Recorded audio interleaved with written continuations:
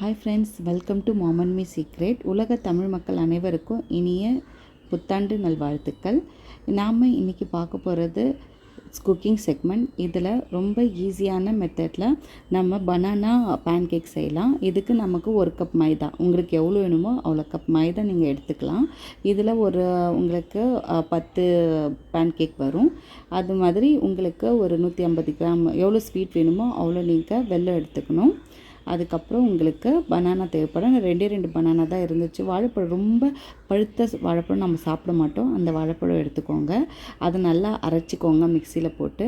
அது கூட வெல்லம் போட்டு நல்லா அரைச்சிட்டு, அது மைதா மாவு நீங்கள் எடுத்திருக்கீங்க இல்லையா, நாம் 1 கப் மைதா மாவு எடுத்திருக்கோம். அதில் நம்ம அரைச்ச கலவையை போட்டுட்டு, அதுக்கு முன்னாடி பேக்கிங் சோடா இருக்கும்.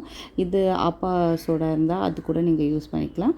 பேக்கிங் சோடா போட்டு அது நல்லா மிக்ஸ் பண்ணிவிட்டு, அதுக்கப்புறம் நம்ம அரைச்சி வச்சுருக்கோம் அந்த கலவையை இது கூட நம்ம ஆட் பண்ணிக்கோங்க. அவ்வளோதான் ஃப்ரெண்ட்ஸ், இதுதான் பேசிக்கே. நம்ம மைதா மாவு 1 கப்பு, 150 கிராம் வெல்லம் தண்ணி நல்லா கரைச்சிட்டு, வாழைப்பழம் போட்டு நல்லா மிக்ஸ் பண்ணிவிட்டு, மிக்சியில் அரைச்சிட்டு அதை நம்ம சேர்த்துறோம். அதை கொஞ்சம் நல்லா இட்லி மாவு கன்சிஸ்டன்சிக்கு நல்லா மிக்ஸ் பண்ணிக்கோங்க. அது பண்ணிவிட்டு ஒரு 10 மினிட்ஸ் மூடி வச்சிடணும். ரெடி ஆகிடும். இது கூட நீங்கள் மைதா வேண்டாம்னா நீங்கள் கோதுமை மாவு ஆட் பண்ணிக்கலாம். இதில் வாழைப்பழம் நல்லா பழுத்த வாழைப்பழம் நம்ம சாப்பிட மாட்டோம், குழந்தைங்களுக்கு பிடிக்காது. அந்த வாழைப்பழத்தை நீங்கள் வேஸ்ட் பண்ணாமல் இந்த மாதிரி பேன்கேக் செய்யலாம். ரொம்ப ருசியாக இருக்கும், ரொம்ப நல்லா இருக்குங்க. கண்டிப்பாக வீட்டில் ட்ரை பண்ணுங்கள். இது கூட உங்களுக்கு தேங்காய் துருவலும் போட்டுக்கலாம். தேங்காய் துருவல் போட்டிங்கன்னா இன்னும் ரொம்ப டேஸ்ட்டாக இருக்கும். நான் பேசிக் மட்டும் தான் சொல்லியிருக்கேன். இதில் நீங்கள் இன்னோவேட்டிவாக எது வேணாலும் நீங்கள் ஆட் பண்ணலாம். அப்படி ஆட் பண்ணிவிட்டு எப்படி வந்திருக்குன்னு என் கூட கமெண்ட்டு ஷேர் பண்ணுங்கள். நான் ஒரு 15 to 20 மினிட் வச்சுட்டேன். அதுக்கப்புறம் இதில் ஒரு எக்கு போட்டு நல்லா பீட் பண்ணியிருக்கேன்.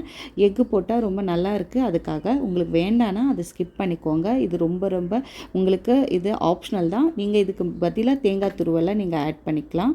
ரொம்ப ருசியாக இருக்கும், எல்லாருக்குமே ரொம்ப பிடிக்கும். இது ஒரு 20 மினிட்ஸ் வச்சுட்டு அப்புறம் ஒரே தோசை மாவு மாதிரி நீங்கள் ஃபுல்லாகவே போடாமல் தோசை கல் சூடு பண்ணிவிட்டு, அதில் ஒரு நல்ல தோசை கல் சூடு ஆன அப்புறம் அதில் கொஞ்சோண்டு நெய் தடவிட்டு அதுக்கப்புறம் போடுங்க. ரொம்ப நல்லாயிருக்கும். இது தோசை மாதிரி நீங்கள் அப்படியும் போடலாம். இல்லை நீங்கள் ஒரே ஒரு மாவு கரண்டி போட்டு எடுத்திங்கன்னா நல்லா பஃபியாக வரும். இதே மாதிரி விட்டுட்டிங்கன்னா நல்லா பஃபியாக வரும். மாவு இது கொஞ்சம் நான் இலைக்காக போட்டிருக்கேன், இலகி இருக்குது. அந்த மாதிரி இல்லாமல் கொஞ்சம் திக்காக கொஞ்சம் எடுத்துக்கோங்க கன்சிஸ்டன்சி. அப்போ தான் உங்களுக்கு உப்பி நல்லா குண்டாக இருக்கும், நல்லா உப்பி குண்டாக வரும். இல்லை இந்த மாதிரி போட்டிங்கன்னா என்ன வரும்னா ரொம்ப பஃபியாக இல்லாமல் கொஞ்சம் லேசான ஒரு பஃபினஸ் கம்மியாக இருக்கும். கொஞ்சம் இறுக்கமாக இருந்துச்சுன்னா மாவு உங்களுக்கு பஃபினஸ்ஸு அதிகமாக இருக்கும், ரொம்ப நல்லாயிருக்கும். அந்த மாதிரி உங்களுக்கு பிடிச்ச எடுத்துக்கோங்க. நான் இறகு மாதிரி ஏன் போட்டேன்னா, டிசைன் போடுறதுக்காக குழந்தைங்களுக்கு ஹார்ட்டின் டிசைனு அந்த மாதிரி டிசைனாக, அதே மாதிரி மிக்கி மவுஸு அந்த மாதிரி செஞ்சு கொடுத்தா குழந்தைங்களுக்கு ரொம்ப பிடிக்கும். அதனால் நான் இந்த மாதிரி இருந்தால் எனக்கு ஈஸியாக இருக்கும் டிசைன் போடுறதுக்கு. அதுக்காக இல்லை நீங்கள் இதே மாதிரி ரவுண்ட் மட்டும் தான் போடுறீங்கன்னா நீங்கள் கொஞ்சம் கெட்டியாக மாவு வச்சுக்கோங்க பதத்துக்கு. இந்த மாதிரி இது ரவுண்ட் போட்டிருக்கேன் நான். அதுக்கப்புறம் ஹார்ட்டின் design, Mickey Mouse design daily இந்த மாதிரி செஞ்சு கொடுப்பேன். வாரத்தில் 2 நாள் கண்டிப்பாக வீட்டில் செய்யுங்க. பழம் சாப்பிட்டா ரொம்ப நல்லது. வாழைப்பழம் அப்படியே குழந்தைங்களுக்கு பிடிக்காது, வாங்கி வச்சா கூட ரொம்ப நாள் இருக்காது. ஃப்ரிட்ஜ்லேயும் நம்ம ரொம்ப நாள் வைக்க முடியாது, வெளியும் ரொம்ப நாள் வைக்க முடியாது. அந்த மாதிரி டைமில் குழந்தைங்களுக்கு பிடிச்ச மாதிரி இந்த மாதிரி ஐட்டம் நீங்கள் செஞ்சு கொடுங்க. ஸ்நாக்ஸாகவும் வைங்க, குழந்தைங்களுக்கு ரொம்ப பிடிக்கும். கண்டிப்பாக டிஃபன் பாக்ஸ் காலி பண்ணிட்டு தான் வருவாங்க. உங்களுக்கு எல்லாருக்குமே இந்த ரெசிபி பிடிச்சிருந்தா லைக் பண்ணுங்கள், ஷேர் பண்ணுங்கள், சப்ஸ்கிரைப் பண்ணுங்கள். Thank you for